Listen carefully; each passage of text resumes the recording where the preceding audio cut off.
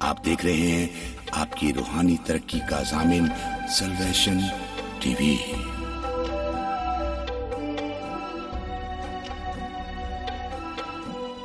خداوند کے پاک کلام میں لکھا ہے، اس وقت یربام کا بیٹا ابیا بیمار پڑا اور یربام نے اپنی بیوی سے کہا، ذرا اٹھ کر اپنا بھیس بدل ڈال تاکہ پہچان نہ ہو سکے کہ تو یربام کی بیوی ہے، اور سیلا کو چلی جا۔ دیکھ، اخیا نبی وہاں ہے جس نے میری بابت کہا تھا کہ میں اس قوم کا بادشاہ ہوں گا، اور 10 روٹیاں اور پپڑیاں اور شہد کا ایک مرتبان اپنے ساتھ لے اور اس کے پاس جا، وہ تجھے بتا دے گا کہ لڑکے کا کیا حال ہوگا۔ سو یربام کی بیوی نے ایسا ہی کیا اور اٹھ کر سیلا کو چلی گئی، اور اخیا کے گھر پہنچی پر اخیا کو کچھ نظر نہیں آتا تھا، کیونکہ بڑھاپے کے سبب سے اس کی آنکھیں رہ گئی تھی۔ تو خدا نے اخیا سے کہا، دیکھ، یربام کی بیوی تجھ سے اپنے بیٹے کی بابت پوچھتے آ رہی ہے، کیونکہ وہ بیمار ہے، سو تو اس سے یوں کہنا، کیونکہ جب وہ اندر آئے گی تو اپنے آپ کو دوسری عورت بنائے گی۔ اور جیسے ہی وہ دروازے سے اندر آئی اور اخیا نے اس کے پاؤں کی آہٹ سنی، تو اس نے اس سے کہا، اے یربام کی بیوی، اندر آ، تو کیوں اپنے کو دوسری بتاتی ہے؟ کیونکہ میں تو تیرے ہی پاس سخت پیغام کے ساتھ بھیجا گیا ہوں۔ سو جا کر یربام سے کہہ، خداوند اسرائیل کا خدا یوں فرماتا ہے، حالانکہ میں نے تجھے لوگوں میں سے لے کر سرفراز کیا اور اپنی قوم اسرائیل پر تجھے بادشاہ بنایا، اور داؤد کے گھرانے سے سلطنت چھین لی اور تجھے دی، تو بھی تو میرے بندہ داؤد کی مانند نہ ہوا، جس نے میرے حکم ماننے اور اپنے سارے دل سے میری پیروی کی، تاکہ وقت وہی کرے جو میری نظر میں ٹھیک تھا۔ پر تو نے ان سبوں سے جو تجھ سے پہلے ہوئے زیادہ بدی کی، اور جا کر اپنے لیے اور معبود اور ڈھالے ہوئے بت بنائے تاکہ مجھے غصہ دلائے، بلکہ تو نے مجھے اپنی پیٹھ کے پیچھے پھینکا۔ اس لیے دیکھ، میں یربام کے گھرانے پر بلا نازل کروں گا، اور یربام کی نسل کے ہر ایک لڑکے کو، یعنی ہر ایک کو جو اسرائیل میں بند ہے، اور اس کو جو آزاد چھوٹا ہوا ہے، کاٹ ڈالوں گا، اور یربام کے گھرانے کی صفائی کر دوں گا، جیسے کوئی گوبر کی صفائی کرتا ہو، جب تک وہ سب دور نہ ہو جائے۔ یربام کا جو کوئی شہر میں مرے گا اسے کتے کھائیں گے، اور جو میدان میں مرے گا اسے ہوا کے پرندے چٹ کر جائیں گے، کیونکہ خداوند نے یہ فرمایا ہے۔ خداوند کے پاک کلام کے پڑھے اور سنے جانے والے کلام خداوند کی نامی آیت پر ہم غور کریں گے، اور اس نامی آیت کو میں دوبارہ پڑھتا ہوں۔ اور تو نے ان سبوں سے جو تجھ سے پہلے ہوئے زیادہ بدی کی، اور جا کر اپنے لیے اور معبود اور ڈھالے ہوئے بت بنائے تاکہ مجھے غصہ نہ لائے، بلکہ تو نے مجھے اپنی پیٹھ کے پیچھے پھینکا۔ پہلا سیکھیں گے کہ پیچھے پھینکنے کا مطلب کیا ہے، اور پھر ہم سیکھیں گے کہ کیا کیا تھا یربام نے جو خدا نے یہ لفظ کہے کہ تو نے مجھے پیٹھ پیچھے پھینک دیا ہے، اور پھر اس کی سزا کہ تیرے گھرانے میں سے صرف یہی لڑکا جو بیمار ہے یہ قبر میں جائے گا، باقی جو مریں گے شہر کے اندر انہیں کتے کھا جائیں گے، اور جو باہر مریں گے انہیں پرندے کھا جائیں گے، کسی کو قبر نصیب نہیں ہوگی، اور تیری نسل سے پھر کوئی آگے شاہی خاندان میں بھی نہیں رہے گا۔ آئیں ہم تفصیل سے خدا کے کلام میں سے سیکھیں گے، پھر اس کا اطلاق ہم اپنی زندگی پر کریں گے۔ جو اطلاق کریں گے وہ پہلے میں بتا رہا ہوں، وہ ثواب جو اس کلام کو سیکھنے کے بعد میں اپنے آپ سے کروں گا، آپ اپنے آپ سے کریں گے، بچے بڑے سب. اور وہ سوال کیا ہوگا؟ کیا میں نے بھی خدا کو پیٹھ پیچھے پھینک دیا ہے؟ یہ سوال ہوگا. کیونکہ خدا نے جو یربام کا جرم بتایا سزا سے پہلے، وہ یہ تھا کہ تو نے مجھے پیٹھ پیچھے پھینکا ہے. اس کلام کو سننے کے بعد ہمیں سمجھ لگ جائے گی. اگر آپ دھیان سے سنیں گے تو پھر آپ اپنا جائزہ لے سکیں گے.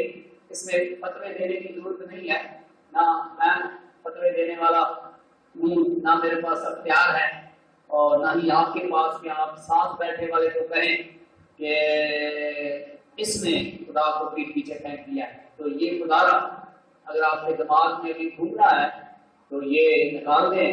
صرف اپنے بارے میں سوچئے گا. چونکہ میں تو فادر ہوں تو وہ میں پریچ کر رہا ہوں، لیکن جب اطلاعات کی باری آئے گی تو میں بھی آپ کے بارے میں نہیں سوچوں گا، میں اپنے بارے میں سوچوں گا کیا میں نے خدا کو پیچھے پھینکا ہے یا اسے اول درجہ دیا ہے.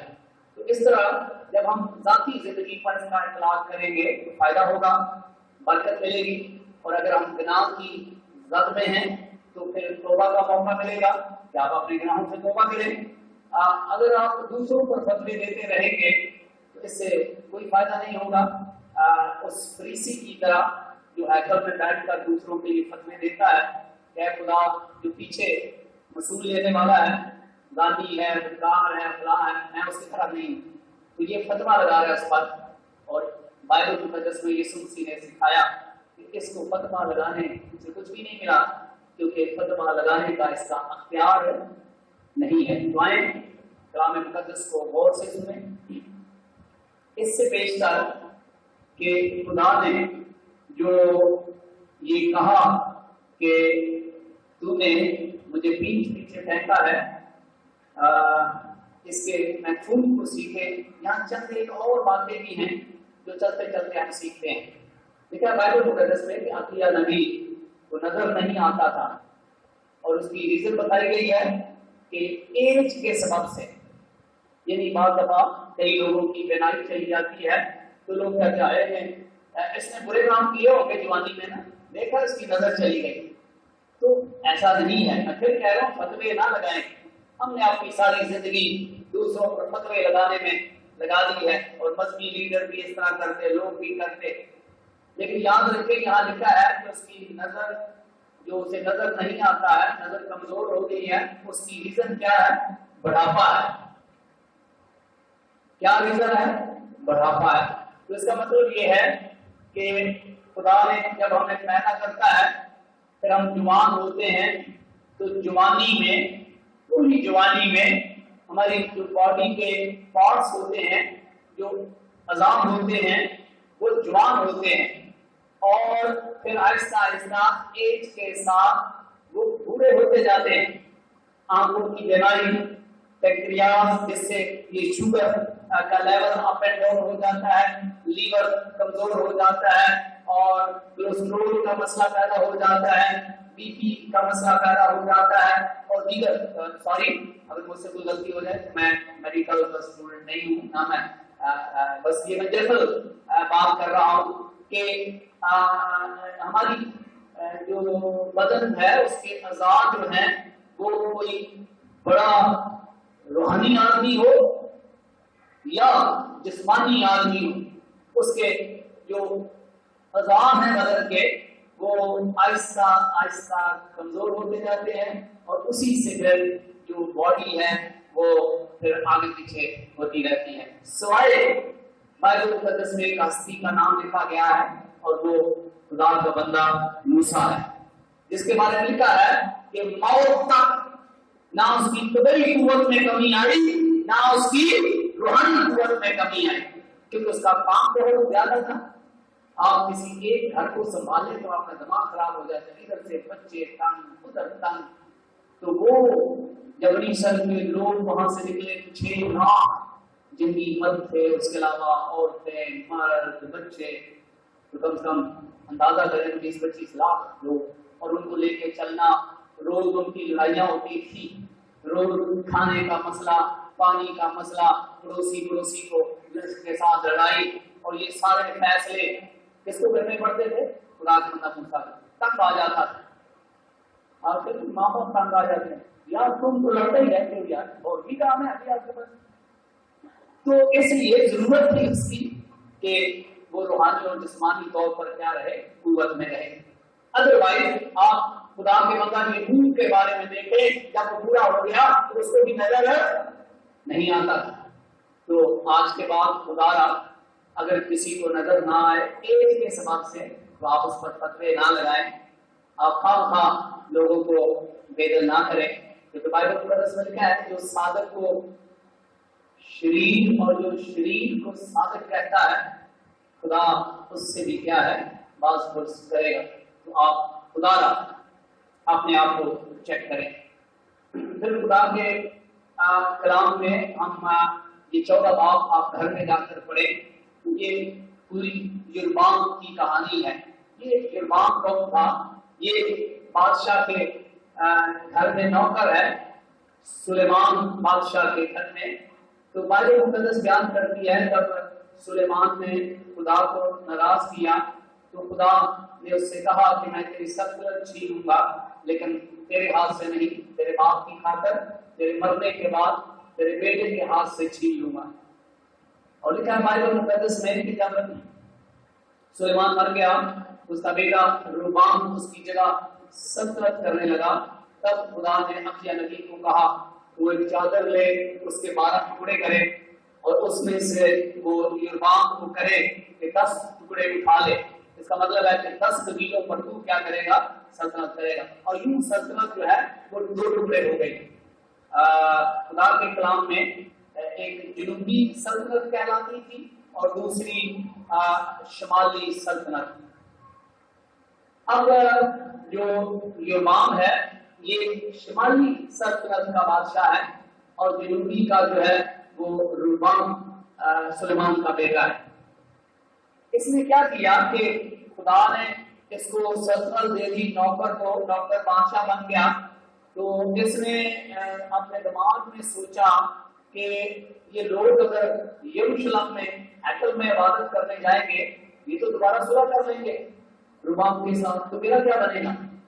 تو اس نے دماغ میں اسکیم بنائی، ایک بت بنایا، اس کو ایک میں رکھ دیا، ایک کو دان میں رکھ دیا، اور لوگوں کو کہا بھائی میں نے تمہارا کام آسان کر دیا ہے۔ کیا کہ اتنی چل کر تھک جاؤ گے یروشلم میں عبادت کرنے کے لیے، تمہارے لیے آسانی کر دی ہے کہ نزدیک ہی کیا کر لیا کرو؟ عبادت کر لیا کرو۔ اور یوں لوگ بت پرستی کرنے لگے، اور یہی خدا نے پردے جلوں میں اس پر عائد کی کہ تو نے کیا کیے اور معبود بنائے، اور تو نے مجھے یہ سب کچھ غصہ دلایا، تم نے مجھے پیٹھ پیچھے پھینکا۔ تو پیٹھ پیچھے پھینکنے کا کیا مطلب ہے؟ یہ محاورہ ہے اور اس کا مطلب ہے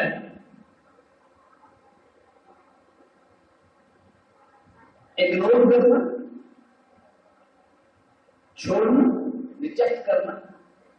یعنی آپ نظر انداز کرتے ہیں کسی کو، چھوڑ دیتے ہیں، یا پھر مسترد کر دیتے ہیں یا رد کر دیتے ہیں۔ اس کا مطلب ہے پیٹھ پیچھے پھینکنا۔ یعنی کسی انسان کو یا کسی چیز کو آپ نظر انداز کرتے ہیں، آپ اسے چھوڑ دیتے ہیں، آپ اسے مسترد کر دیتے ہیں، اس کی کوئی ویلیو نہیں ہے آپ کی زندگی میں۔ اس کا مطلب ہے آپ نے اس چیز کو یا اس شخص کو پیٹھ پیچھے پھینک دیا۔ خدا کا کلام کہتا ہے اس نے پیٹھ پیچھے پھینکا ہے۔ واضح طور پر خدا کا کلام کہتا ہے کہ خدا نے ایک نوکر کو کیا دے دی؟ حکومت دے دی۔ یہ خدا نے نبی کو بھیجا کہ میں نے تجھے 10 قبائل دے دیے ہیں، تو ان کا بادشاہ ہوگا۔ یہ خدا کی برکت ہے کہ اس کو خدا نے چن لیا، یربام کو۔ لیکن یربام نے خدا کی برکتوں کو ناچیز جانا اور اس نے خدا کی بجائے جس نے اسے بادشاہ بنایا، جس نے اسے طاقت بخشی، جس نے اسے سرفرازی بخشی، جس نے اسے اقتدار بخشا، اس نے اس کو پیٹھ پیچھے پھینک دیا، یعنی نظر انداز کر دیا، چھوڑ دیا، رد کر دیا کہ زندہ خدا کی عبادت کرنے کی بجائے وہ خود بنا کر خود بھی ان کو پوجنے لگا اور لوگوں کو بھی حکم دیا کہ اب بس یروشلم نہیں جانا، ان بتوں کے آگے ہی کیا کیا کرو، عبادت کیا کرو۔ اور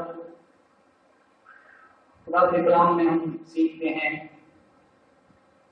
کہ تب خدا نے نبی کو بھیجا اور کہا جا اس کی جو گناہ ہے اس پر ظاہر کر۔ اور آپ دیکھیں کہ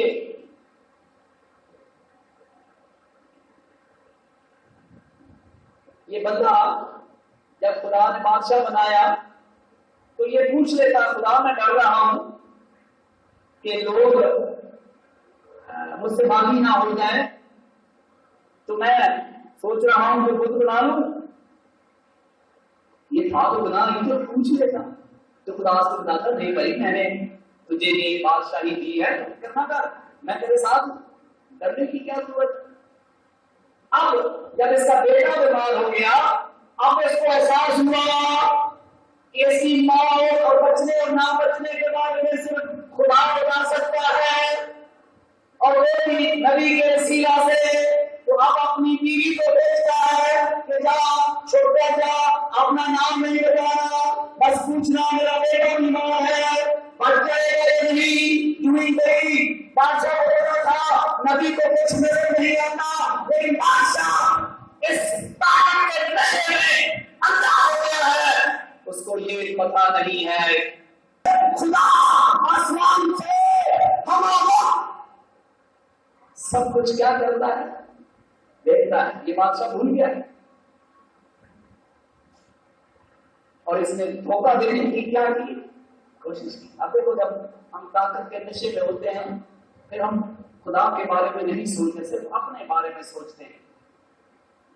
جب یہ بیوی کو کہہ رہا تھا کہ ایسا ایسا کرنا، اگر اس کا ضمیر جانتا ہوتا، یہ خدا کی قدرت کو جانتا ہوتا، اس پر غور کرتا ہوتا، تو کبھی اپنی بیوی کو نہ کہتا کہ نبی، اس کو پتا تھا کہ نبی کو اگر وہ غور کرتا کہ نبی کو کون بتاتا ہے، خدا، اور خدا کو پتا ہے کہ تو دھوکہ کر رہا ہے۔ نبی نے جو ہی اس عورت نے قدم آگے رکھا، نبی نے کہا تو یربعام کی بیوی ہے، کیوں چھپاتی ہے، کیوں عورت بن کے میرے سامنے آئی ہے، جا کر اس کو کہے کہ تو نے مجھے پیٹھ پیچھے پھینکا ہے، تو نے مجھے نظر انداز کر دیا ہے، میں نے تجھے طاقت دی، میں نے تجھے بادشاہ بنایا، تو نے مجھے نظر انداز کر دیا، تو نے مجھے رد کر دیا، تو نے مجھے چھوڑ دیا۔ اس لیے میں بھی کیا کروں گا، یہ دنیا دیکھے گی کہ یہ بچہ جس کے لیے تو میرے پاس آئی ہے، خدا فرماتا ہے صرف قبر اسی کو نصیب ہوگی، باقی جو تیری نسل سے مریں گے ان کو قبر بھی نصیب نہیں ہوگی۔ جو شہر میں مرے گا وہ کتے کھا جائیں گے، جو باہر مرے گا وہ کتے کھا جائیں گے، اور پھر تیری سلطنت کا بھی خاتمہ ہو جائے گا، اور پھر سلطنت پر بیٹھنے کے لیے تیری نسل سے بھی کوئی باقی نہیں رہے گی۔ کیا قصور تھا کہ تم نے مجھے پیچھے پیچھے پھینکا؟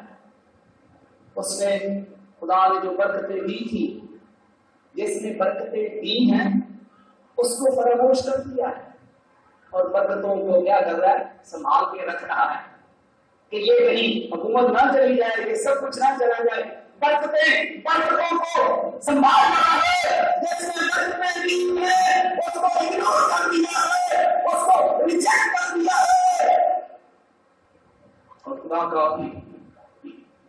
کلام ہمیں سکھاتا ہے کہ کس طرح اس نے خدا کو پیچھے پھینکا۔ پہلی بات کہ اس نے پورے دل سے، اسی پہلے کے اندر اگر آپ پورا نام پڑھیں گے تو ہم سیکھتے ہیں کہ جو خدا نے اس پر فرض جرم لگائی اس کی تفصیل سیکھتے ہیں۔ تفصیل کیا ہے کہ اس نے پورے دل سے خدا کی فرما برداری نہیں کی۔ اور لکھا بائبل مقدس میں، خدا کے کلام میں، کہ خدا فرماتا ہے تو میرے بندہ داؤد کی مانند نہ ہوا۔ خدا حوالہ دیتا ہے، خدا نے سلیمان نے گناہ کیا تو خدا نے کیا کیا؟ حوالہ دیا کہ کاش وہ اپنے باپ کی طرح ہوتا۔ اب اس کو خدا کہہ رہا ہے کہ میرے بندہ داؤد نے پورے دل کے ساتھ میری خدمت کی ہے، اس نے پورے دل، پوری جان، پوری طاقت کے ساتھ میری پیروی کی ہے، لیکن تم نے یروبعام پورے دل کے ساتھ میری پیروی نہیں کی۔ میں نے داؤد کو بس کیا، اس نے پورے دل کے ساتھ میری پیروی کی اور میری نظر میں ٹھیک کام کیا، لیکن تم نے ایسا نہیں کیا۔ تم نے اور معبود بنائے، وقت بنائے، اور مجھے جس نے تجھے سرپرست دی اس کو کیا کر دیا؟ نظر انداز کر دیا، اس کو مسترد کر دیا، پیچھے پھینک دیا۔ اس کا مجموعی جو مطلب ہے وہ اگنور کرنا ہے، نظر انداز کرنا ہے۔ اور آپ اکثر دیکھیں کہ آپ کو بڑے تجربے ہوں گے اس کام میں، کیونکہ یہ اکثر انسانی فطرت میں کہ جو شخص ہمیں پسند نہ ہو وہ سامنے سے آتا ہو ہم گلی بدل جاتے ہیں۔ اس کا مطلب ہے کہ ہم اس شخص کو کیا کر رہے ہیں؟ نظر انداز کر رہے ہیں، یا ہم اسے سلام نہ کرنا چاہے ہم ایسے ہی کسی سے باتیں کرنی شروع کر دیتے ہیں، وہ بندہ آگے سے گزر جائے۔ تو یروبعام نے خدا کے ساتھ بھی ایسا کیا، لیکن خدا نے اسے انفرادی بخشی، اس کی پیروی پورے دل سے نہ کی، تو خدا کے حکموں کو اپنے دل میں نہ رکھا، جس نے فرمایا تھا کہ میرے حضور کوئی اور معبود نہ ہو، کوئی اور معبود نہ ہو۔ اور خدا کہتا ہے تو نے اور معبود بنائے۔ اور یوں یروبعام نے پورے دل کے ساتھ خدا کی پیروی نہ کی اور خدا کے حکموں کو اپنے اندر نہ رکھا، خدا کے حکموں کی فرمانبرداری نہ کی۔ تب خدا نے کہا کہ تو نے مجھے پیچھے پھینکا۔ آج آپ کو سمجھ لگ گئی ہوگی پیچھے پھینکنے کا مطلب کیا ہے۔ تو آپ تھوڑی دیر کے لیے غور کریں گے کہ کیا میں نے بھی خدا کو پیچھے پھینک دیا ہے۔ آپ کی سمجھ کے لیے دوبارہ دہراتا ہوں کہ خدا نے جو آپ کو برکات دی، دولت دی، گھر دیا، اچھی نوکری دی، بچے دیے، طاقت دی، رشتہ دار دیے، خاندان دیے، اب سوال یہ ہے کہ آپ نے کتنی مرتبہ یروبعام کی طرح خدا کو نظر انداز کر دیا؟ کس کی خاطر؟ دولت کی خاطر۔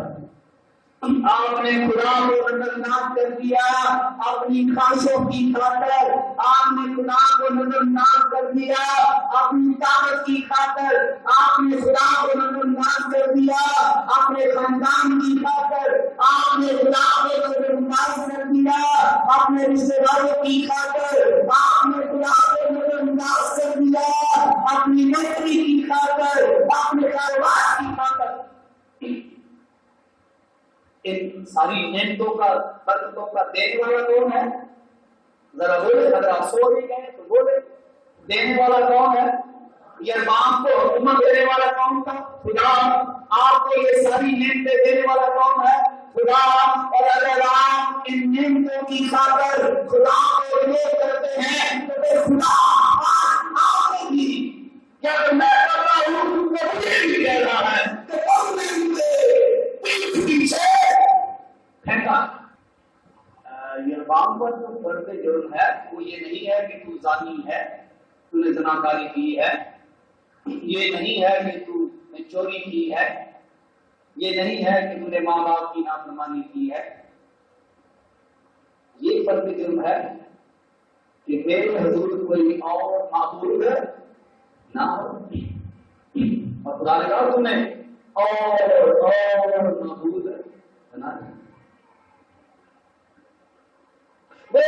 خدا فرماتا ہے کہ میں نے حکم دیا کہ سارے دل، ساری عقل، ساری طاقت، ساری جان سے مجھ سے محبت کر،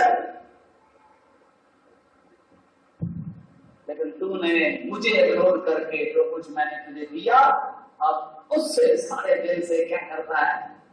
محبت کرتا ہے۔ اب ابراہیم کی نسل کا نام لیتے ہیں نہ صرف ہم بلکہ دیگر مذاہب کے بھی لوگ جو خدا تعالیٰ کو مانتے ہیں، وہ خدا کے بندے بزرگ ابراہیم کو بھی مانتے ہیں اور اس کی عزت کرتے ہیں۔ کبھی سوچا ہوگا آپ نے کیوں اس کا نام اس نسل میں آتا ہے؟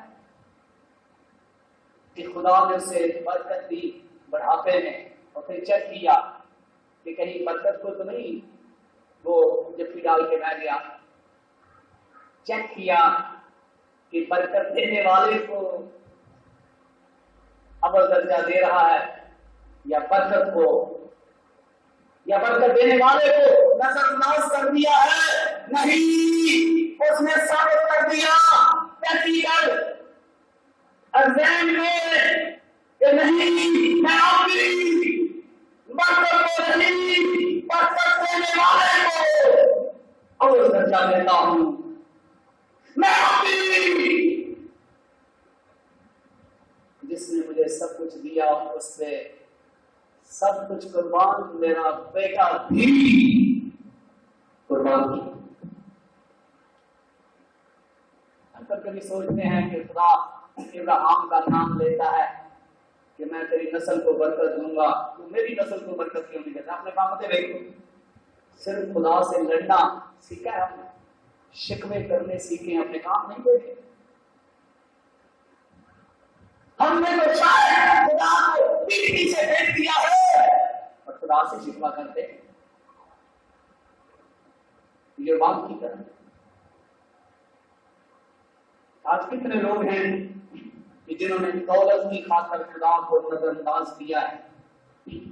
آپ چیک کریں اپنے آپ کو، کیا آپ اتوار کے علاوہ کی میں بات کر رہا ہوں کہ گھر میں پیسے پیسے پیسے آپ کے پاس ٹائم نہیں ہے اس زندہ خدا جس نے آپ کو برکتیں دی ہیں تھوڑے لمحے اس کے قدموں میں گزارے؟ بس کام کام کام۔ بہت سارے لوگ ہیں جو اپنی خواہشوں کی قید میں ہیں، ان کی خواہشیں ہیں، وہ خواہشیں اتنی بے لگام ہو گئی ہیں کہ سارا وقت ان خواہشوں پہ کام کرتے ہیں، لیکن وہ زندہ خدا جو آپ کو زندہ ہی نہ رکھے تو خواہشیں کہاں سے پوری ہوں گی؟ اس زندہ خدا کو ہم نے ان خواہشوں کی خاطر کیا کر دیا ہے؟ نظر انداز کر دیا۔ اگر آج میں کتنی خواہشیں رکھتا ہوں تو میں ابھی بھی مر جاتا ہوں تو میری ساری خواہشیں بھی قبر میں کیا ہو جائیں گی؟ دفن ہو جائیں گی۔ تو مجھے زندہ رکھنے کا کس کا اختیار ہے؟ خدا۔ اس خدا کو ہم نے پیچھے پیچھے پھینک دیا، نظر انداز کر دیا ہے۔ کتنے لوگ ہیں طاقت کے نشے میں وہ طاقت خدا کو دیتا ہے، اس میں وہ زندہ خدا کو کیا کرتے ہیں؟ اگنور کر جاتے ہیں، نظر انداز کر دیتے ہیں۔ جو خدا طاقت دیتا ہے وہ واپس بھی لینے کی قدرت رکھتا ہے۔ کتنے لوگ ہیں جو خدا کو नजरअंदाज करते हैं अपने खानदान और रिश्तेदारों की वजह से। वो भूल जाते हैं कि मेरा खानदान, देखें बहुत सारे पूरे के पूरे खानदान सफाया हस्ती से मिट जाते हैं आज साथ में या तीनों तरह से। तो खानदान भी जिंदा रहता है तो ऊपर वाले की परमिशन से, ऊपर वाले की मर्जी से।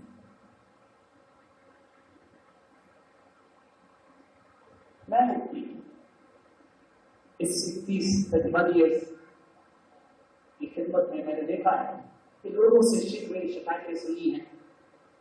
लोग सोचते हैं कि पता नहीं खुदा हम पर रहम क्यों नहीं करता, हमें बरकत क्यों नहीं देता। मैं आज सोचता हूं कि इस बात पर तो सोचते ही नहीं कि कहीं मैंने खुदा को पीठ पीछे तो नहीं फेंका। यही मैं अमल करता दौलत को, अमल करता अपनी ताकतों को, अमल करता अपनी ताकत को, अमल करता अपनी नौकरी को, अमल करता अपने खानदान को, अमल करता अपने रिश्तेदारों को करता और मैंने नजरअंदाज कर दिया। और इसका मतलब है कि आपने खुदा को पीठ पीछे फेंका। आप सोचते हो कि नहीं मैंने तो कोई ज़िनाकारी नहीं की, खुदा मुझ पे क्यों गजबनाक हो गया, है ना? आपको तो ऐसा लगता है कि खुदा मुझ पे गजबनाक हो गया, मैंने तो कोई चोरी नहीं की, मैंने ज़िनाकारी नहीं की, मैंने कुछ नहीं किया। लेकिन शायद आपने खुदा को पीठ पीछे फेंक दिया। आपकी जिंदगी में खुदा नहीं है। आप सारी जान सारी ताकत से खुदा से मोहब्बत नहीं करते जो आपको रखनी चाहिए। मैं तो कभी सोचता हूँ पाकिस्तान में लोग चर्चेज में सारे लोग, ये मैं फतवा नहीं बता रहा हूँ, मैं ये मुशाहदा और तकरीबानियत का एक्सपीरियंस बता रहा हूँ कि कुछ लोग वाकई खुदा से डरते हुए चर्च में आते हैं, इबादत करते हैं, और उसमें कुछ लोग सिर्फ अपने काम के लिए आते हैं, क्योंकि चर्च से बहुत सारे रिलेटेड काम हैं जो गवर्नमेंट से भी जब वो उसके पास जाएंगे तो चर्च के लेटर उनको चाहिए, तो बस वो इसलिए शायद चर्च अटेंड करते हैं, लेकिन उनकी जिंदगी में खुदा अव्वल दर्जे पर नहीं। तो आज मेरे और आपके लिए खुदा का कलाम है कि आप सोचेंगे कि आज इसको इतनी बड़ी सजा दे दी खुदा कि खुदा ने कहा कि ये बच्चा जो बीमार है इसको बस कब्र नसीब होगी, बाकी जो मरेंगे किसी को कब्र की नसीब नहीं होगी। जो शहर में मरेंगे कुत्ते खा जाएंगे, यानी लाश की कोई इज्जत नहीं होगी, और जो वहां मरेंगे कुत्ते खा जाएंगे। सिर्फ इस बच्चे की लाश की इज्जत होगी जो दफना दिया जाएगा। तो आप सोचेंगे इतनी बड़ी सजा, तो गुनाह इतना नहीं है, यही तो गुनाह है कि खालिक जो बरकतें देता है उस खालिक को हम भूल जाएं, बरकतों को पकड़ के रखें, फिर ये बरकतें भी यहाँ पे मास नहीं रहेंगी। जब खालिक आपके पास नहीं होगा, उसकी की हुई बरकतें भी आपके पास नहीं रहेगी। लिहाजा आज के बाद मैं अपनी जिंदगी पर इतबार करूं कि क्या मैंने खुदा को पीठ पीछे तो नहीं फेंक दिया, यदि मैंने खुदा को इग्नोर तो नहीं कर दिया, नजरअंदाज तो नहीं कर दिया, तो बस ठीक है आज खाला के पास चलते हैं, चलो खुदा को पता है। ये अक्सर लोग ऐसे बातें करते हैं, इबादत हो गया। तो इसका मतलब है कि आपने खाला की खातर, रिश्तेदारों की खातर खुदा को क्या कर दिया है, नजरअंदाज कर दिया। तो आपकी कोई वैल्यू नहीं, तो आपकी नजर मेरी कुछ भी नहीं है। आप खुदा ठीक है, खुदा को पता है, खुदा को सारा पता है। मेरे जिंदगी आज मैं और आप अपनी अपनी जिंदगी का जायजा लें कि आपने कब कब खुदा को पीठ पीछे फेंका, आपने कब कब अपनी नौकरी की खातर खुदा को नजरअंदाज कर दिया, उसे रद्द कर दिया, کب کب آپ نے دولت کی خاطر خدا کو نظر انداز کر دیا، رد کر دیا؟ کب کب آپ نے اپنی خواہشوں کی خاطر خدا کو نظر انداز کر دیا، رد کر دیا؟ کب کب آپ نے اپنی طاقت کی خاطر خدا کو نظر انداز کر دیا، رد کر دیا؟ کب کب آپ نے اپنے خاندان اور رشتے داروں کی خاطر خدا کو نظر انداز کر دیا، رد کر دیا؟ کب کب آپ نے اپنی نوکری اور کاروبار کی خاطر خدا کو نظر انداز کر دیا، رد کر دیا؟ ہم اپنے سروں کو دکھائیں اور اس کا جواب تلاش کریں دینداری کے ساتھ۔ سب سر جھکے، بچے بڑے آنکھیں بند کریں، ہم سب دعا مانگتے ہیں۔ اے زندہ اور پاک اللہ، ان تمام لوگوں کے لیے جنہوں نے تیرے کلام کو سنا اور خدا باپ برملا اپنا ہاتھ اٹھا کر اس بات کا اقرار کر رہے ہیں کہ انہوں نے اپنی زندگی میں تجھے پیٹھ پیچھے پھینک دیا، کئی دفعہ نظر انداز کر دیا، چھوڑ دیا، رد کر دیا۔ اے زندہ اور پاک خدا، اپنے میرے غلام یسوع مسیح کی خاطر انہیں معاف فرما، انہیں معاف فرما اور آج سے نئی زندگی بسر کرنے کی توفیق عطا فرما۔ آج کے بعد یہ دولت کی، اپنی خواہشوں کی، اپنی طاقت کی، اپنی نوکری کی، کاروبار کی، خاندان کی، رشتے داروں کی نہیں، بلکہ خدا تجھے عمل کر جانے تاکہ تو ان کی خواہشوں کو پورا کرے۔ آسمان کھول اور برکت دے، اپنے بیٹے کے یسوع کے لہو سے ان کو پاک کر، پاک کر، پاک کر، یسوع مسیح کے۔ خداوند آپ کو اور آپ کے گھرانے کو اپنے پاک نام کے وسیلہ سے برکت دے، آمین۔ آپ دیکھ رہے ہیں سلویشن ٹی وی۔